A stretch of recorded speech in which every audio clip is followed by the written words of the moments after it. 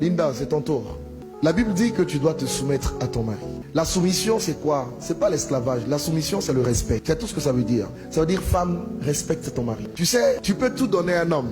Tu peux tout lui donner. Mais s'il ne sent pas que tu le respectes, il ne peut pas être comblé. Donc, il aime ça. Il faut lui donner ce qu'il aime pour qu'il soit épanoui. Tu as compris? Maintenant, il y a une deuxième chose dont l'homme se nourrit. Ma fille, parfois, ton cœur est couché à côté, son amour est là, et puis il est 2 heures du matin, et puis lui-même, il ne maîtrise pas certaines choses. Il se retrouve dans ses conditions normales, c'est pas anormal, normal de température et de pression.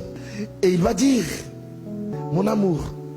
Quand il dit mon amour à 2 heures du matin, comment tu réponds? Oui, mon cœur. Ça peut lui arriver d'être dans les mêmes conditions à 5 heures du matin. Comment tu réponds? Oui, mon cœur. 13 heures. Mon amour? Oui, mon cœur. Vous savez, quand les gens se marient, il faut leur dire ce qu'ils vont rencontrer dans le mariage. Il ne faut pas leur enseigner la foi. Ça n'a pas de sens, dans un certain sens. Même si la foi est nécessaire partout. Quand vous regardez les causes de divorce, c'est quoi généralement? Soit madame dit, je ne veux pas aller avec monsieur. Bon, pour monsieur qui dit, je ne veux pas aller avec madame, c'est rare. Madame dit, je ne vais pas avec lui 1 an, 2 ans, 3 ans. Et vous avez la cause du sexe qui est la cause majeure. Une bonne femme dit oui à son mari. Et un bon mari peut comprendre que parfois sa femme est fatiguée. Donc l'homme, il se nourrit, lui, sur le plan psychologique, de ce qu'il voit.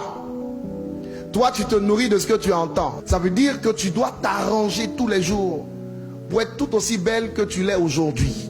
Les cheveux toujours bien faits, le maquillage toujours bien à l'endroit, les sprays, les déodorants comme il faut.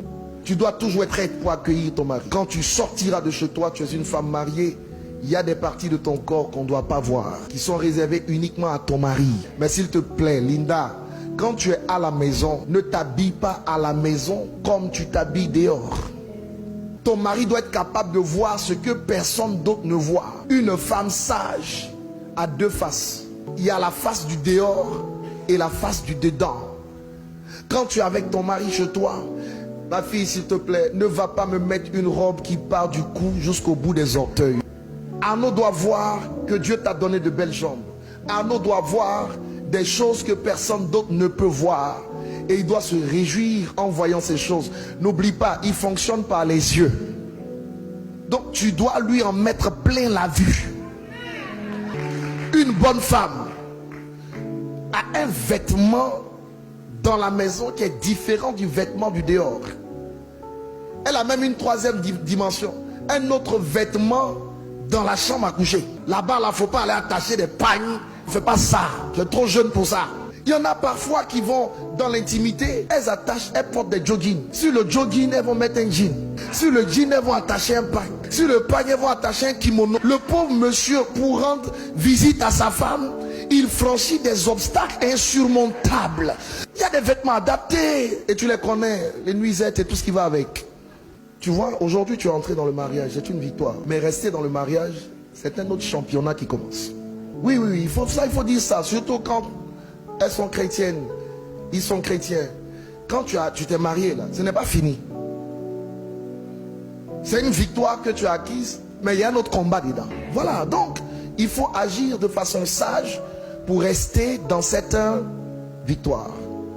Je vous dis une dernière chose et puis je vais vous bénir. Écoutez-moi bien. Arnaud, pour que tu puisses gagner ta femme, il faut gagner son cœur. Aimer, c'est gagner son cœur.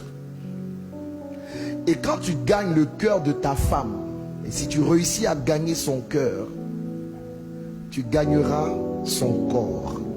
Ne cherche pas à gagner le corps si tu n'as pas gagné le cœur. Linda, tu veux gagner le cœur de ton mari? Ne cherche même pas à gagner le cœur. Gagne le corps et tu auras le cœur. On ne se marie pas pour être heureux. On se marie pour rendre l'autre heureux.